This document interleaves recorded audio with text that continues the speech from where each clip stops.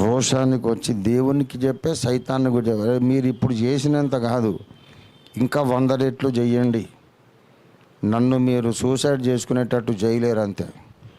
మీరిద్దరు కలిసి ఓడిపోతారు, సవాల్ చేయండి, అట్లా చేయండి, చేయండి. ఇంకా బాధ ఎక్కువైతే గుండె సొంతగా ఆగిపోతుందేమో, పోనీ. కానీ నువ్వు ఇలా చేసావనే మాట మీరిద్దరు ఎవడు అనడానికి అవకాశం ఇవ్వను నేను. ఏం చేస్తారో చేసుకోండి అని ముండికేసి బ్రతికినందుకు ఇప్పుడు దర్శన నెరవేర్పుకు దగ్గరకు వచ్చేసాం.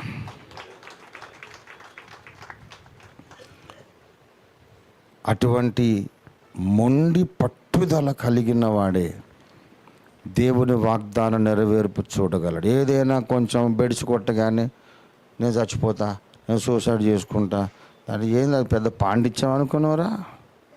ఏంటిది అది చచ్చిపోయేది?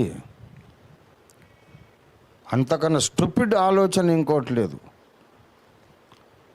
దేవుని బిడ్డలు ఏ నాటికి కూడా ఆత్మహత్య అనే ఆలోచన దగ్గరికి రానియొద్దు. దానికంటే బెటర్ దేవుడు పెట్టే బాధలు, సైతాన్ పెట్టే బాధలు పడి పడి పడి పడి సహజంగా గుండె ఆగితే ఆగిపోని, సహజంగా ఆగిపోని. నువ్వు మాత్రం ఊరేసుకోవడం, విషయం తాగడి, పిచ్చి పనులు చేయొద్దు. బ్రతకాలి.